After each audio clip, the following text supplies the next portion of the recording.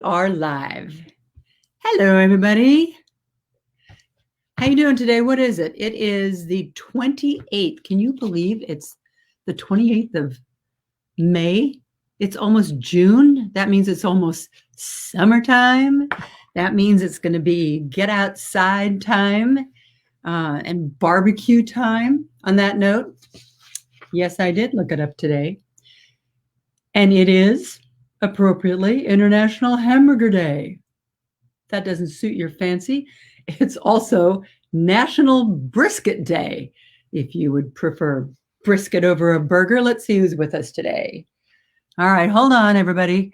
Anna Mae, right there at the top of the list from Fitchburg, Massachusetts. Hi, Donna Lynn. So excited to meet your girls. I know, I'm so excited to share them with you. Here's another, Cheryl Frost. Can't wait to meet your daughters. Beth, hi, Beth from Naperville, Florida. Donna Lynn, of course, you're in South Jersey. Hey, Ida. Welcome, girls. We are ready for a great time. A rainy day down in South Jersey. Yeah, it's not quite as nice here today as it was yesterday, but the sun's coming. Deborah from Falls Church, Virginia. You and your girls are beautiful. Everybody's waiting for my daughters. Gail Gonzalez. Let me see. I lost you because a whole bunch of people just came on. From St. Cloud, Florida, Jeanette Persons. As always, anxiously awaiting today's show. Tammy Lewis, so excited for today's show. Purchased yesterday's book. Wasn't he fabulous, Brad Davidson? Oh, gosh, I love that guy. And Martha Kit Hoffman, Sue Jeffries down there in Naples, Florida. All right, you guys. Carol Smith from Crosswell, Michigan, right? Michigan, yes. And Suzanne from Cape Cod and Laura from Richardson, Texas. Ready to meet your girls. All right. So let me get started for today, because I do have three really, really, really special guests today. They are the loves of my life. I have my three oldest daughters. You guys know I have two sets of twins in high school, but these are my three older daughters. And Jamie, Lindsay, and Sarah, you hear me talk about them all the time. But the thing is that a lot of you watched me, I know, on Good Morning America in the 80s, even early 70s, 80s, and 90s. And you probably remember me going through my pregnancies with them and bringing them to work with me when they were little tiny babes. Well, they are all grown up. And now they are married, and two of them have babes of their own. So we're going to start with introducing my oldest daughter, Jamie Hess. She is some fitness person. I'm going to show you a picture here. She didn't think she could run. And then she said, on one day, I just started trying it. Here she is. She ran the New York City Marathon. She is, check that out. I love that picture of her. It's like yes, I did it. And she is the creator of the popular Instagram account, NYC Fit Fam. You can find that over on Instagram. You should check it out. And NYC Fit Fam chronicles her adventures as a fit mom. And she and her hubby, George, were named Look at Them, one of the 7 fittest couples on Instagram by Women's Health magazine. You can see why.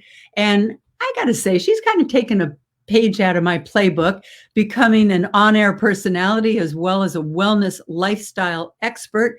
She's been appearing on shows like Dr. Oz and Cheddar TV and Today Show and Good Morning America.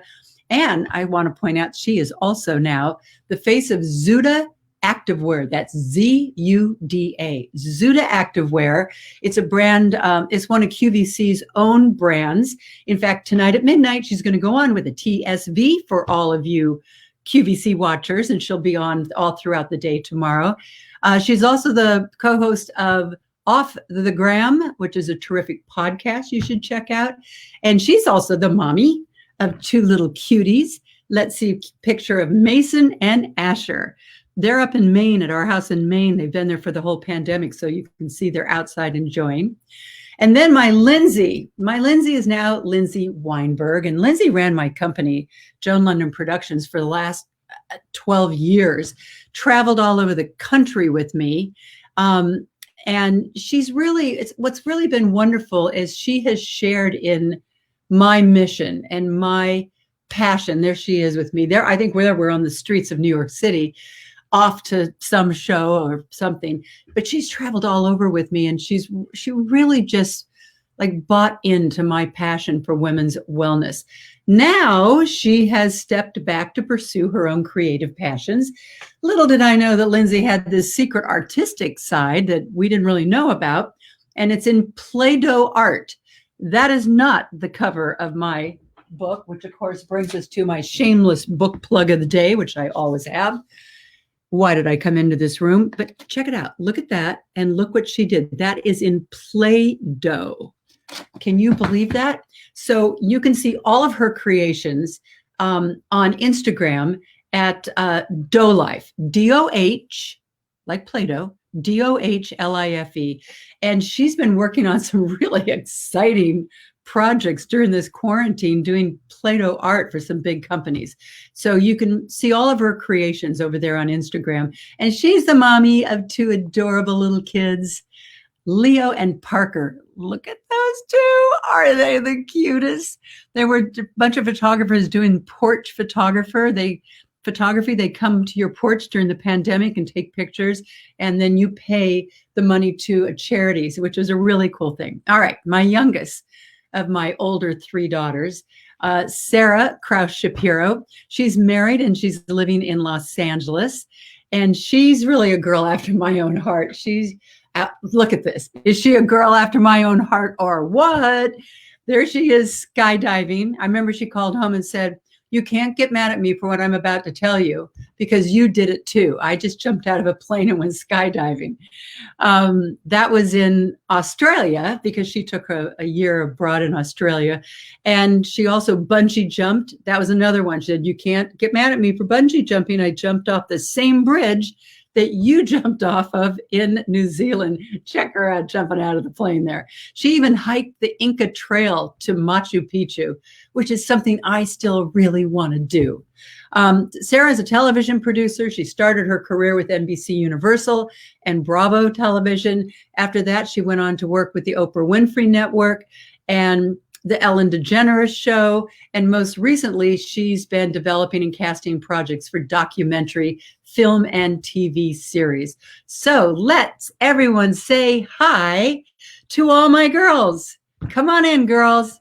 Here we have Jamie, Lindsay, Sarah. Hey. Hi, guys. So fun. Is this so much fun? And Hi. this is the only way we can see each other, too, actually, at this time. Yeah, whenever we're in the same room, actually. This is kind of like, it doesn't actually happen that often. Yeah, we are kind of in a way in the same room. Yeah. These days, that's what that means, right? I put it out there that you guys were going to be on. There's a ton of people who have been like dying for me to get you girls on here. And some of them gave some questions, and I'm going to use some of their questions as our basis here, but I also pulled a whole lot of really fun photographs, which you guys can speak to.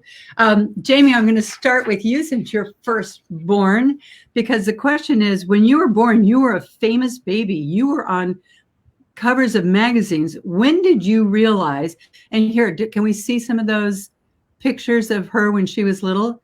Okay, so that's the very first day, my first day as co-host of Good Morning America, and they didn't want me to talk about that I had a baby upstairs. Nobody will think that you're going to be concentrating as a journalist.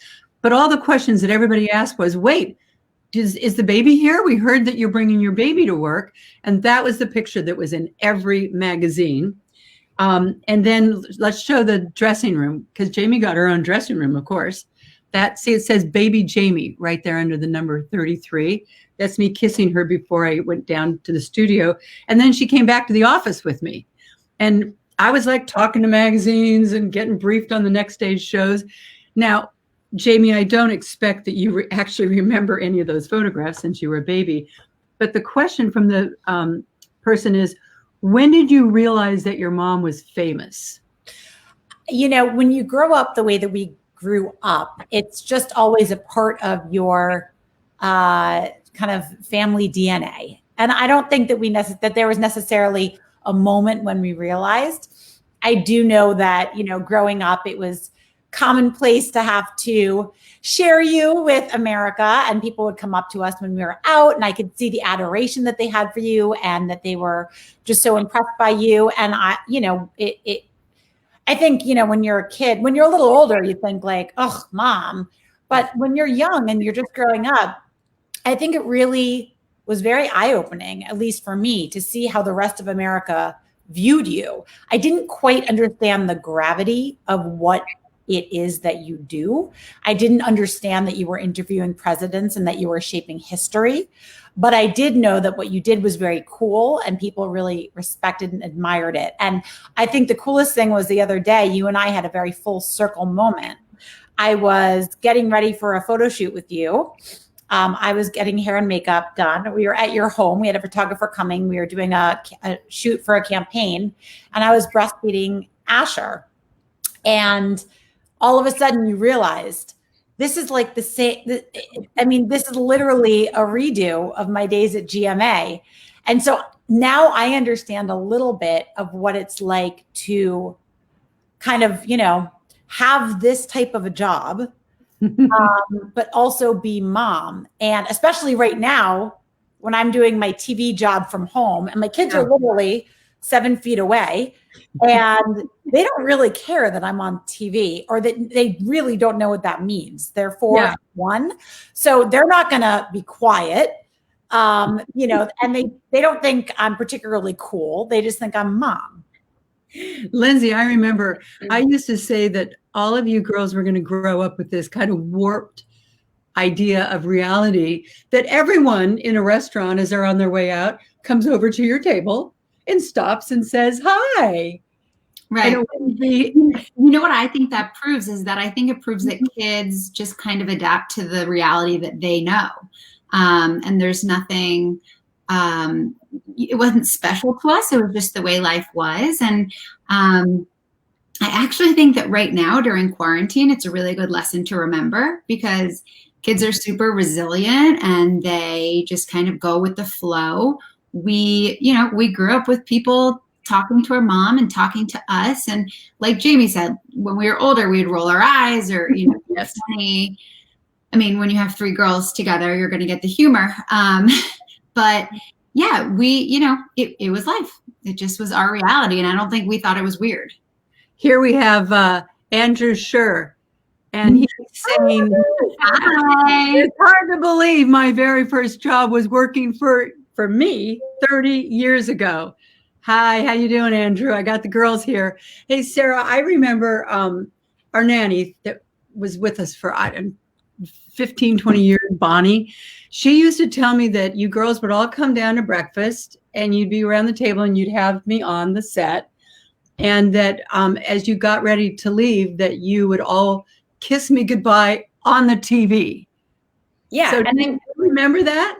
What I remember most vividly is I genuinely thought that you could see us from the TV. So I have these memories of sitting in front of the TV and putting my hands in my lap and thinking to myself, don't mess her up, don't be too loud, don't move. And then I also would think, the fact that I thought that you could see me, I would sort of give you like looks, and I'd be like, oh, she's looking at me right now. I'm going to try that with my kids. Yeah, right. But it felt so real, and I remember that.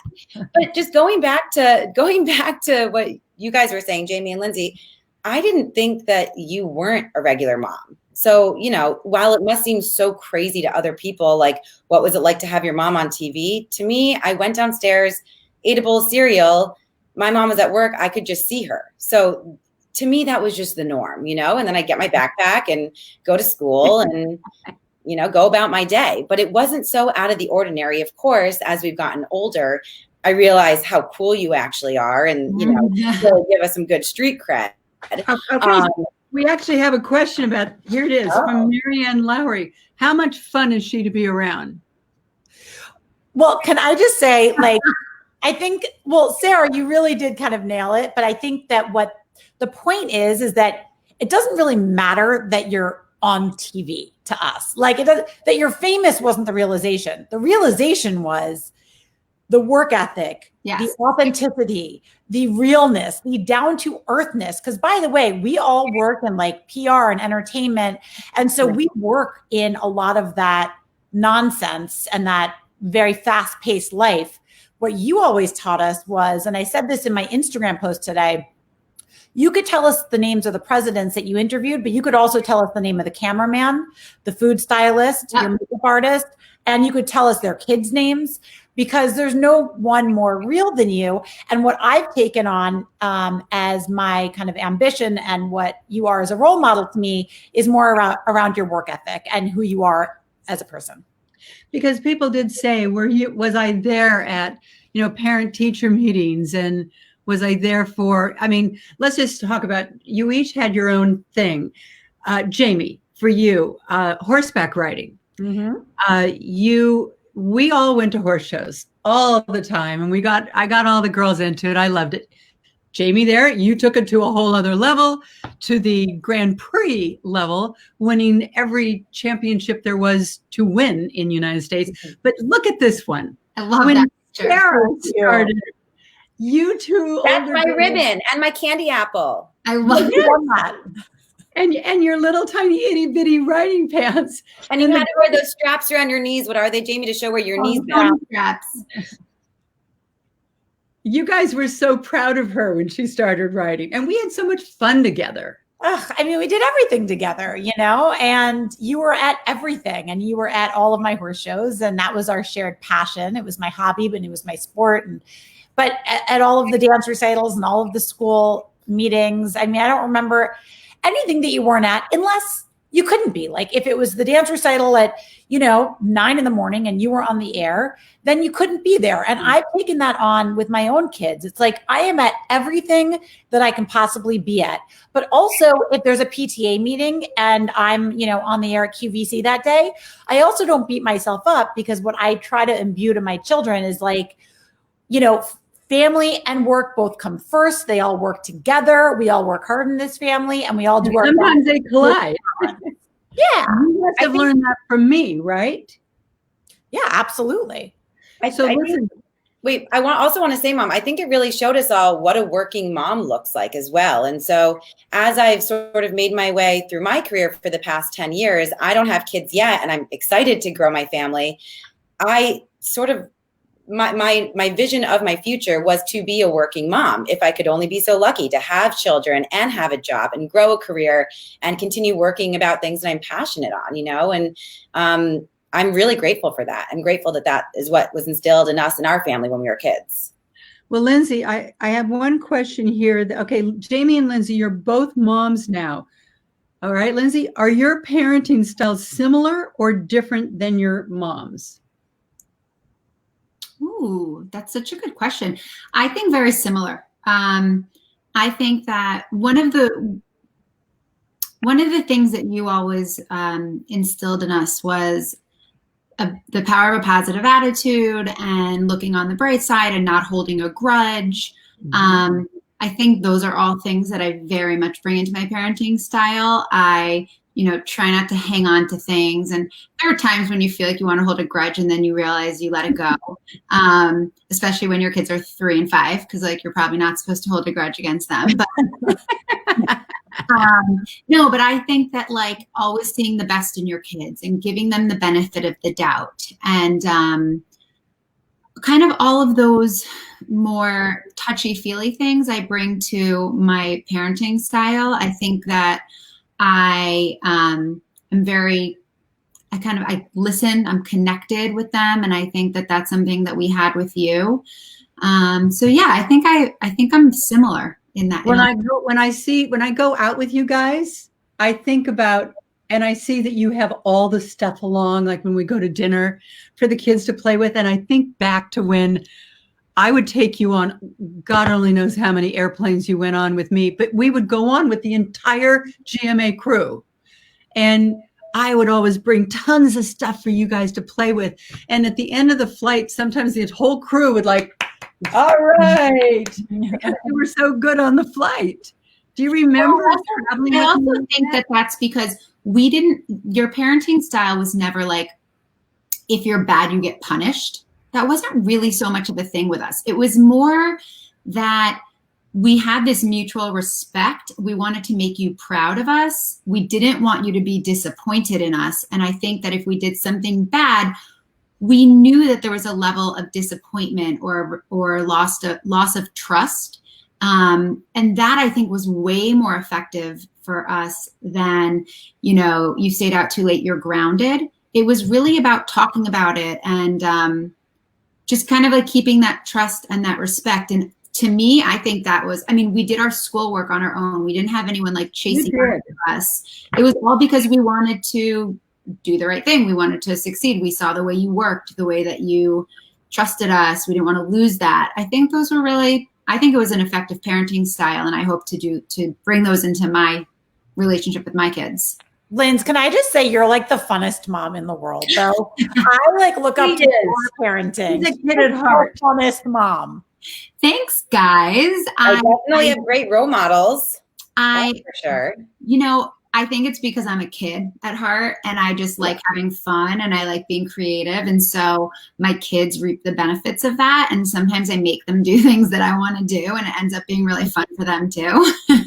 You guys, everybody watching, if you want to see this in action, go on Instagram and go to Play-Doh. No, go to Doe Life. Doe Life, DOHLIFE. But don't just look at her creations.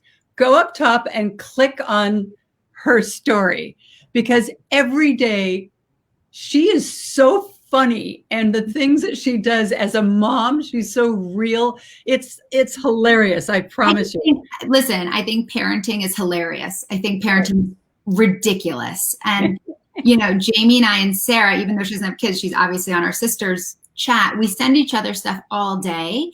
And so now instead of just sending it to them, I sometimes just post it for anybody to see, for better or for worse. I just have fun doing it. And it's incredible how many people write me back and say that they can relate and that, there's a lot of stuff out there of like, perfect parenting. And it's like, it's funny. It's ridiculous. Can I just tell you how ridiculous? I was having a conversation with Mason this morning and he was like, and I was like, Mason, the world was not created to serve you around what you want to do every second of every day. He goes, no, Mom, the world wasn't even created by one person anyway. It was created because a star collapsed. And I was like, it was.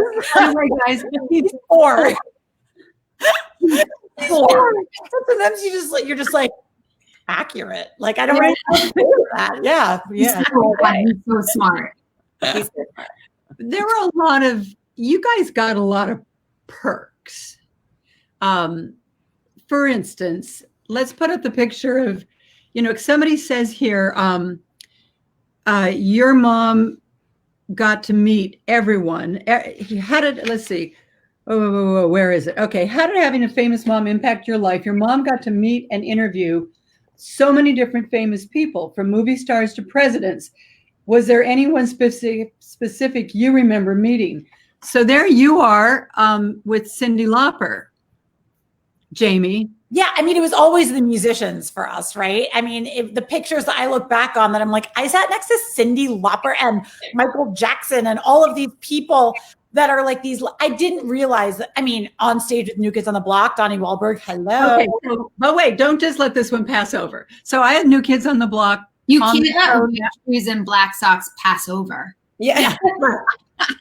But they were on the show. They were on Good Morning America, and their moms were all there. Their moms traveled with them all the time. And we all were talking and meeting. And so someone said, maybe it was Donnie that said, I always pull somebody up on stage and sing a song to her and give her a rose. Can I do that to Jamie? And I said, sure. So we got there and all the, music people brought us in and put us in one little special place that was not too far from the stage. And, they're doing their entire show. And like in the middle of the show, you describe it, Jamie. It was life-changing, no big deal. I was the biggest New Kids on the Block fan in the world. And it's really fun. I'm now very good friends with Jonathan Knight. He's one of like my dearest friends, and he's married to a good friend of mine. When I was growing up, I literally had New Kids on the Block earrings, like a picture of them in a heart earrings. I had like a denim jacket with like, I had all the things. And I mean, this is a moment that for a child, you know, it changes your whole life. And what's funny is like, I texted you the other night, Mom, you know, because of NYC Fit Fam and because of what I do kind of on TV, we get invited to a lot of cool mom things now. And like the other night, I got to bring Mason to like the Trolls, not the other night, before the quarantine, to the Trolls experience, you know, pop up and things like that. And I said, if my career and my working hard just allows my kids to get to do some of the cool things like we were able to do, that is such an amazing byproduct and so special and something that we appreciate so much. Yeah, I remember going to the movie premiere, the Disney movie premiere, and you guys were all in your, I think, Snow White dresses or something. Remember that? I do. I That also got a little too much. See that? What's that? Paparazzi were in front of you. Yeah, hi, Scott Barnes. wait, I also remember the Pocahontas premiere in Central Park.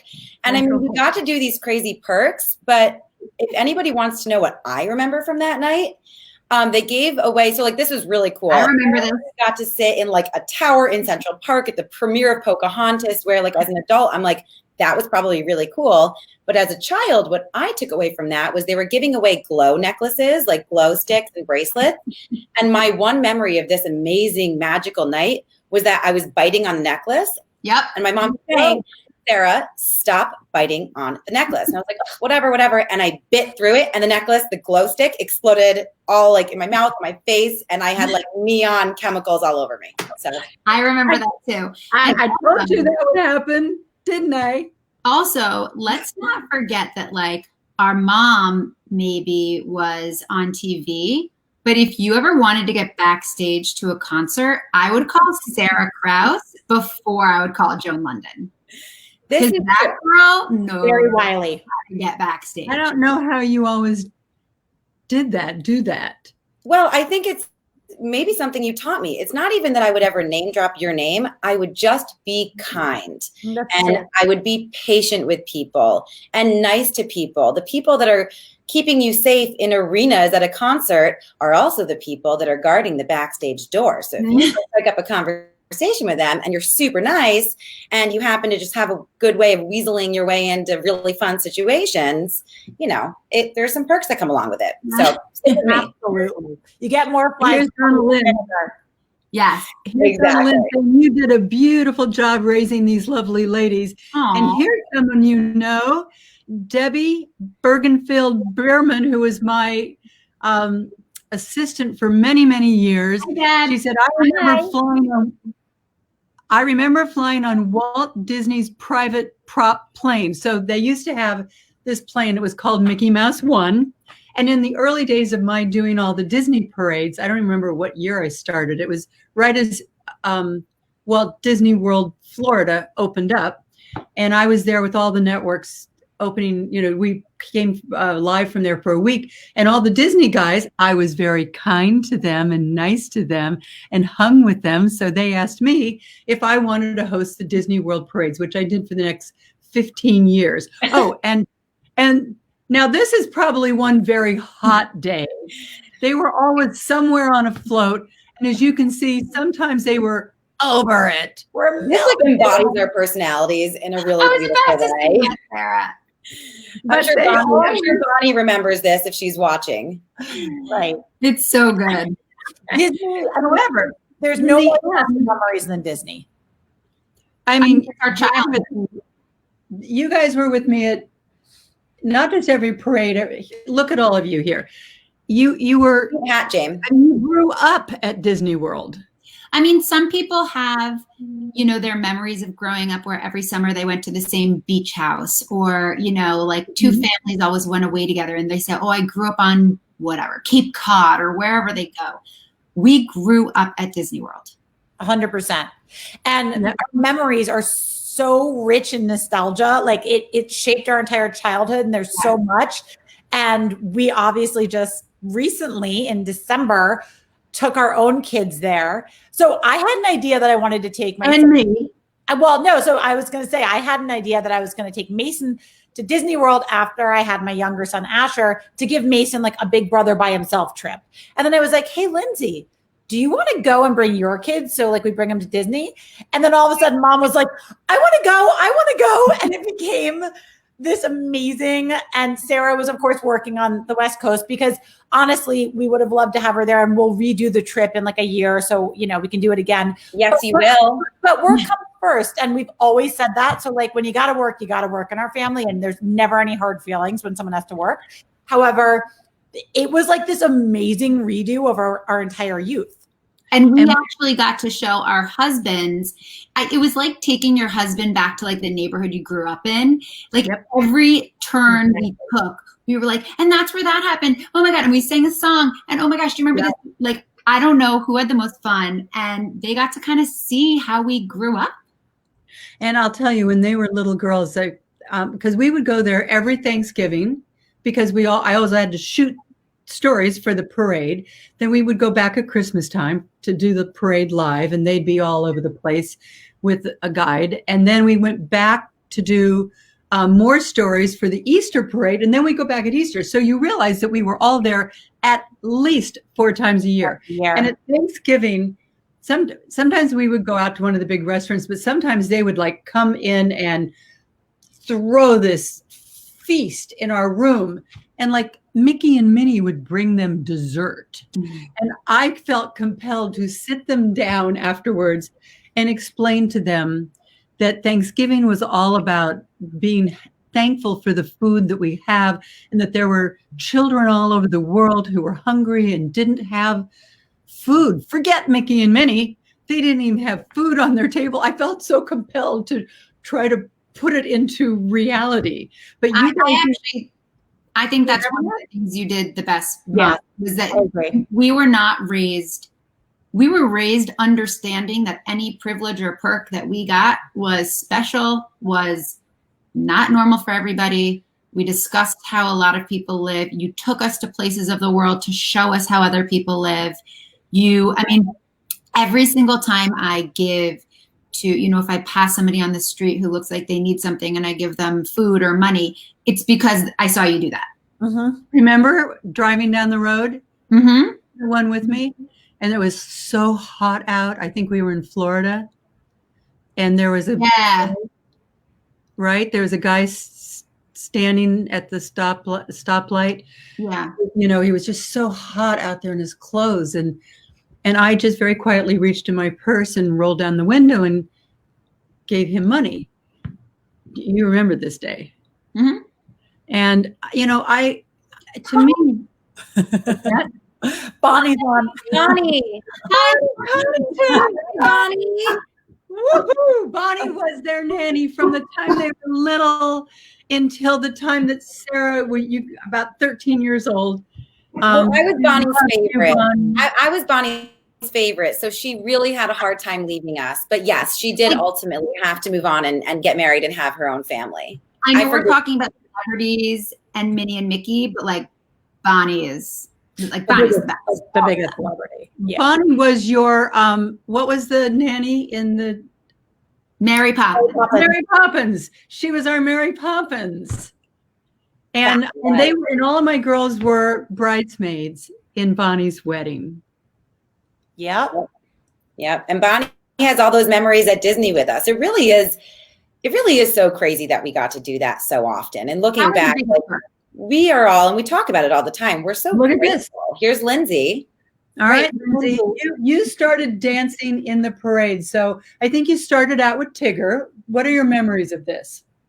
Yeah, so I when I was younger, danced and acted and sang and all that stuff. And so we would be in the parade, and then I eventually got to dance in the parades. So they would place me in, an area of the parade, a unit of the parade. And I would go down there and I would rehearse and get fitted for my costume and dance in the parade for the whole week, and including the live broadcast. And then one summer I was able to spend more time and Jamie was there with me, and we got to spend a bunch of time down in Disney over the summer, and I got to work there and kind of be a Disney cast member for a while. And it was just the most, I mean, Disney's the best, they're the best memories. That is so cool. And being the youngest, I'm just gonna be a brat for a minute. I really did miss out on some things that you guys did together, which is still not fair. But I will say, I know that you danced, but I remember how to do the parade wave. We got taught. It was elbow, elbow, wrist, wrist, wrist. And we would do this on the floor in the parade. And like, it's ingrained in my memory. So that's my claim to fame for my choreography in the parade. But Lindsay was definitely more impressive because you got to dance and do ballet, and that was cool. Clearly I'm still jealous, so whatever. That's okay. You're the youngest. You like get spoiled. You know, Sarah always hated the fact that her name came after and. Jamie, Lindsay, and Sarah. So when Jeff and I all of a sudden had twins, she was like, yes, my name doesn't come after and anymore. I think I want it back though. I want the attention back. So here's one of the pictures of us. So every time we would do this photo shoot every year. And I was used to having a stylist come and do a photo. A stylist was always there at a photo shoot. So I now became the stylist. And every year I would pick different colors, pink and brown or blue and turquoise. And who would shop for the clothes? What? Who would shop for the clothes? Lindsay. Lindsay is an unbelievable stylist. When I have to do a shoot, normally you would think I would call the stylist in a store. I mean, I call Lindsay, she goes out, she pulls things and she brings them over and we try things on and she helps put it all together and then takes back whatever we don't use. I'm a good shopper. She's also the person that was always with me on every business trip. And she would be I'd come out and she'd say, maybe a little too short, that skirt. But these are always a really great idea. And if anybody else takes pictures with their family, while it might seem a little cheesy to like color block and color code these pictures and do this style, it makes for a really great hallway or a wall in your house to put all of them up together. That's what we have at home. And it's just really fun to look at all of them. It's so pretty. Lindsay, how many years did you kind of work for Mom full time? And do you mind if I ask a question? Because I would love to know, and I think people might like to know what it was like working for and with your mom. So I worked with Mom for 12 years, just up until recently when I really stepped back to kind of try to focus on my own stuff. So she finally made me let her go. And easy. Mom was like, right. No. And me too. I mean, listen, it's been my life for the last 12 years. But we've been really lucky. I mean, listen, I'm lucky with my relationship with my mom so that we are able to do it. A lot of people say I could never work with my mom. I mean, none of us have ever had a, contentious relationship or anything other than nice. We're all peaceful people. But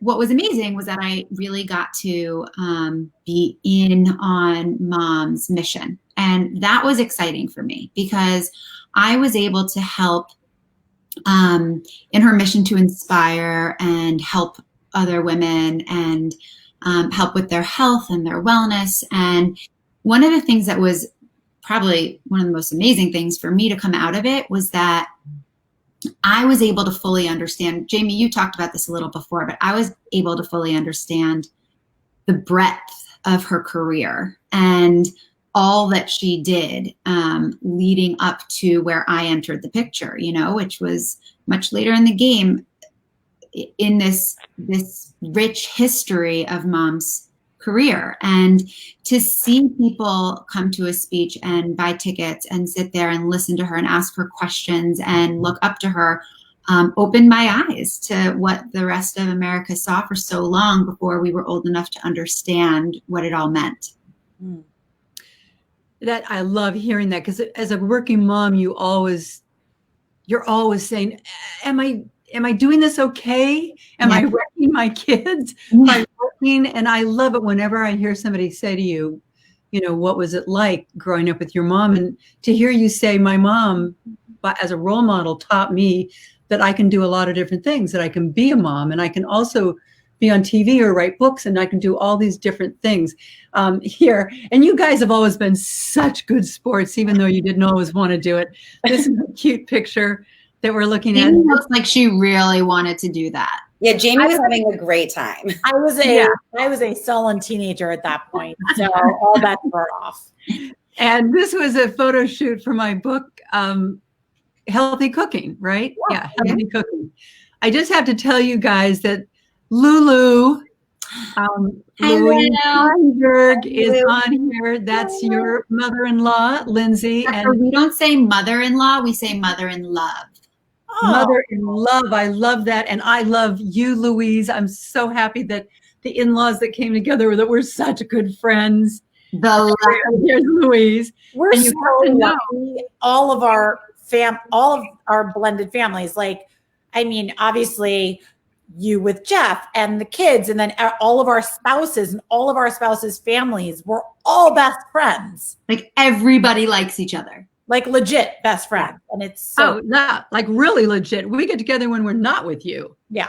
So here's Eddie Louise saying, "Hey ladies, it's Eddie." Hi, Eddie. Eddie has been the stage manager at Good Morning America for, I don't know. I've been there and a whole lot longer. He stayed. And he's just so great. And you guys were just all became such great friends. I miss you, Eddie. I have to also say, family. I mean, the stage, like you said, the stage managers, makeup, hair, cameraman, like that was our family growing up. Yeah, absolutely. Yeah, when I was on GMA the other day, I was on GMA, I think the last time was in January. And I went there and I was trying to have like a very serious meeting with like the producer and the stylist, because I was putting together a segment. I was going to be on talking about fitness. And I went into like one of the production rooms and I like squealed and ran across the room because it was Eddie and Scott and they were both in there.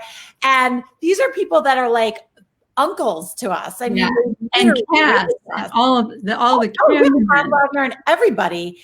And I mean, Patty Nager, who's not there now, but like up until a couple of years ago, like these are people that I don't know if people realize that there's so much of the staff at a lot of like the morning television shows that have been there for 20 and 30 years, which is an incredible testament to the show, to these people that they are still on that schedule. That's a long time to get up at like 3 in the morning. Yeah. All right, so here's Debbie Bierman again. She says, "Tell the Michael Jackson story." So one day, Michael Jackson is on Good Morning America, and he was on with the president of Pepsi because he had just done the Pepsi commercial.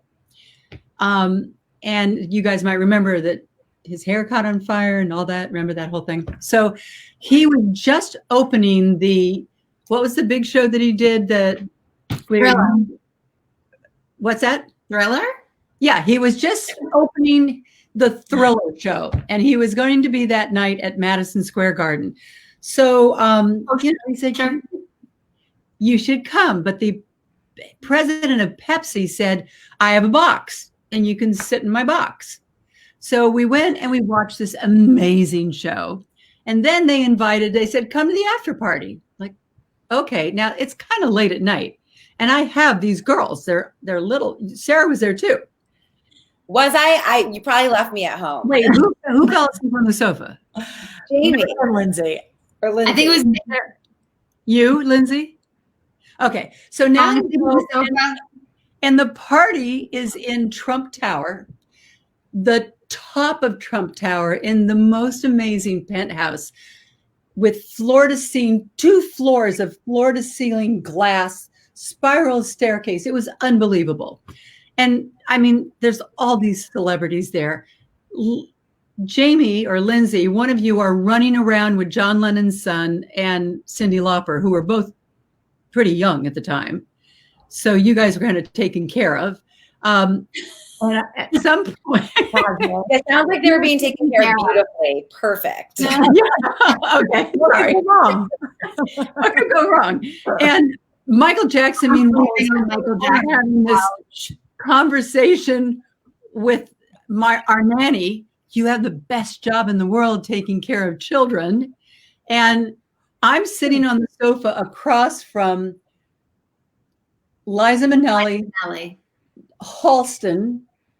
I don't even remember all these big celebrities. And I'm trying to explain to Jamie who they are at this point. And Jamie's like, I don't know. Whitney Houston was there. Whitney Houston was there. And Whitney Houston, I'm trying to explain. Yeah, she's in the picture. Wow. Explain to her who these people are. Now, as we're getting in the elevator, all of a sudden, the elevator was closing and Liza Minnelli was waiting to get on. She was waiting for the next elevator. And all of a sudden I said, Jamie, that woman, her mommy was Dorothy in The Wizard of Oz. Yeah. Now all of a sudden it meant something. Oh, okay. But that just goes to show that when you're a kid, you genuinely don't really know the difference. So while people say, wow, what a cool life you lived, and please, by all means, yes, it was so cool. We're all so grateful. We got to do amazing things that we know a lot of other people didn't get to experience. But at the end of the day, we were just kids. We didn't give a hoot, if Whitney Houston was there. We didn't know, Right. Well, how about when I took you to the White House? Wait, Bonnie did you leave me at home? What's that? Bonnie just clarified. Lindsay fell asleep. Oh, thank you, Bonnie. But honestly, we were like to Michael the most, Bonnie. We were like White House, Schmight House. We were like, take me when New Kids on the Block is on Saturday Night Live, or like Alanis Morissette or Pearl Jam. You know what I mean? Like those were the things. Those were the things where I was like, my mom's cool. Yeah. I remember saying to you, Jamie, I'm going to be on David Letterman's show on Saturday night. You want to come with me? And you said, well, is there anybody cool on? I was like, I don't know. I said, Alanis Morissette. Oh, yeah, I want to go. But you would always wait to hear who was on that was actually cool. Yeah. They used to make up stories, of course, all the time in the tabloids about me. And the girls used to see some of them. And one time I was supposedly at a big Hollywood party on a weeknight. Like I did a morning show in New York on a weeknight, and I was seen leaving in a long white stretch limo, I think with LL Cool J. And I don't remember which one of you said, don't worry, Mom, everyone knows you're not that cool. I never believed that. Yeah. Right. Sounds about right. Sounds about right. But did you used to get protective? When I remember sometimes being in like malls or different places and somebody would be like staring at me. Right. And you girls could get a little testy sometimes, and you would like all stare back at the person to make them realize what they were doing. Yeah, because when you're a kid, you don't really understand that people, because it wasn't always done from a place of good, especially because paparazzi and tabloid life was a little different back then. It was so exploitative, and you were you bore, like that was a big problem for you. Yeah. So I think at a certain point, we didn't always realize when some people were just maybe looking because they were really impressed and looked up to you. There was not really a line between what does that look like versus when are people invading our privacy. So I think we definitely went through that. So do you see here, Lindsay? There's because I hear things like this all the time. That is so cool. Sweet. I heard that about me. Lindsay, I named my daughter after you. She is now 35. So and nice. You know what? I named Amazing. Lindsay after Lindsay Wagner, Superwoman. What was Lindsay Wagner was the, there was a show on about a guy who could do anything. And then Lindsay Wagner came on with the female version of that show. And she was pretty and blonde, but she was like, a little bit badass. And I named Lindsay after her. That's so cool. Somebody came up to me in Soul Cycle the other day and said, it's our show now. Yeah. We've been waiting for this moment. But somebody came up to me in Soul Cycle the other day and said, I just had to introduce myself to you. I think that my mom named me after you, and my name's Jamie. Oh and my it was so wild. Yeah, it was That's so funny. Cool. How It was special. Bionic Woman. Somebody, hey, Scott Evans is here. Hi, and there Debbie Bergenfeld was saying it was the first show was $6 Million Man, and then Lindsay Wagner was on The Bionic Woman. Right. Here's Amanda Scosin saying, Kraus Girls Gone Wild. And Scott Barnes, he's also saying Bionic Woman. So you got a lot of friends here. Carol Shapiro is here. Carol Shapiro is my mother-in-law, and we love Carol. And Stacy's here. And Eddie Luisi. Let me just see who else. I might have missed some of these people.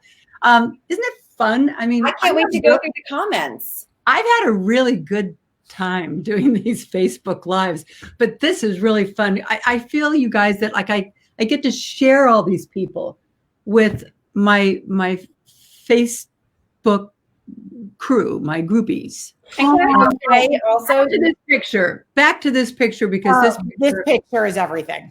It's one of my favorite pictures of all time. Look at, I'm not sure, I might have been the one to put all that lipstick on you. I probably was. I was just going to say, you really have the most amazing fans. And if people, I know a question that was asked before was, are we protective over you? And I think that it was really interesting that your career happened in a time, without social media. Your GMA career happened in a time where there was no social media. So we weren't really able to follow along with all of this toxic commentary that can often happen when people are in the public eye these days. But needless to say, now that you are able to interact and engage with fans on Facebook and on different platforms, everybody is so nice and supportive, and you really have such a wonderful community of women and men and people that have followed your career, new fans of your book, and just signing on and to see your life now. And it's just, what a nice group of people. I'm so excited to go through the comments after this, and just thank you everybody for being so nice to our mom. And if you're not nice to our mom, I will say something different offline. Just kidding. Watch out. If we had a bodyguard in our family, Sarah would be it. Yeah. What, a mommy guard? Oh yeah. I just have to tell you guys, when I was diagnosed with breast cancer, these were the first calls. These girls, they had my back. These were my first calls. And Lindsay was pregnant at the time, and she was about to leave to go on maternity leave, like within a month. And here so I called Sarah. And Sarah was living in LA at that time also. And she was working on a show. And I said, is there any chance you would pack your stuff up and come back just for a while, at least be here while Lindsay's, on maternity leave? Because I'm going to be going through all of my treatment, and I'm still going to have my work. And she said, I'll be there in 10 days. And she was. I mean, and it was kind of crazy. I mean, Lindsay, you were really running that business. And so those were big shoes to fill. I was terrified for so many different reasons, but it also really, something that you've taught us, Mom, is to really, grab the bull by the horns, and happiness and suffering is a choice. And so what were we going to do with these challenges that we were all faced with? And we made lemonade out of lemons, so to speak. I mean, we really started touring the country. You were speaking in front of thousands of women about your breast cancer journey. I mean, you were wearing a wig. You were literally going through chemo when you were doing this. And that just opened up my eyes to the strength that I think we all have inside of us, that sometimes you need a scary situation to have to call upon it. But wow, I mean, if I could be as strong as you were during that, I'm forever grateful for that experience, to be able to work with you during that. That was wild. You went to Washington with me too, and we just had somebody saying hello that she remembers us from Washington. I decided to go and be an advocate on the Hill, and we went to senator's door after senator's door. It's a lot different, than when you show up with a crew from Good Morning America. They're like, come on in. But when you go there to say, we want you to vote on this bill so that there will be mandatory mammogram reporting, then we literally we went through training on how to lobby, right, Sarah? Yeah, that was very cool. We learned how to lobby on the Hill, and we walked. I mean, my feet were covered in blisters. We walked miles and miles that day from each different office, sitting down with them and explaining it was the Mammography Reporting Act, which was basically a baseline act that said if you had a mammogram, that you should be told the information to get an ancillary test like an ultrasound to make sure that you understood your breast density and what those implications might be. So we were there with an amazing group to lobby on the Hill, and that was the coolest thing in the world. I mean, I've always had this little secret dream of running for office, which, Mom, I know you had a dream of that. Yes, I did. And these days I want to stay away with 100-yard pole, but that was a really cool sort of peek into what that sort of world would be like. That was amazing. And important. Absolutely. So I'm almost at an hour now. I don't usually go this long. Lindsay, just tell us a little bit. You're doing your Play-Doh art now, and you're actually getting contracts with big companies to do Play-Doh art for them. So I decided to finally take the time to see what I could do with this, fun, odd talent. And I make pieces just that are in me as an artist that I post on Instagram. I also am doing now custom work for people for, birthday gifts or housewarming gifts, making Play-Doh and then making prints, which has been very cool. And now I'm starting to work with some companies who are bringing me on to do pieces for social media and a couple other fun projects in the works that are just making me feel re-inspired all over again, because it's, I don't know, to turn your passion to something that's a little bit more is just amazingly cool. And I have not only you as a mentor and not only Sarah as an amazing sounding board, but I have Jamie as a huge mentor and role model who's been helping me through figuring all of this out for myself. And Jamie, when I say the apple doesn't fall far from the tree with these girls, and Jamie, you've got your NYC Fit Femme, you become such a wellness influencer, and you live that life. You don't just talk about that life, you live that life. And now you've got Zuda on QVC. I think you go on with today's special value at midnight, right? We kick off a TSV at midnight tonight. So that is when you have like one of your items, and it's the special item for 24 hours. So there's a special price on it. And, viewers at home can really get this great discount on something very cool and new that we're launching. And I can drop the exclusive information here if you'd like. You should. Okay. Are you ready for what it is? Yeah. Yes. It is a skirt, and it is so friggin' cool. So it's like kind of like a tennis skirt with like soft, yummy bike shorts that are connected that are underneath it. So like all summer, you can feel like you're wearing a cute skirt with like flip flops or slides, but you have shorts. Louise Weinberg, are you listening? Yeah, Louise, This is perfect for Louise. You need it in all 5 colors. It's like the greatest thing.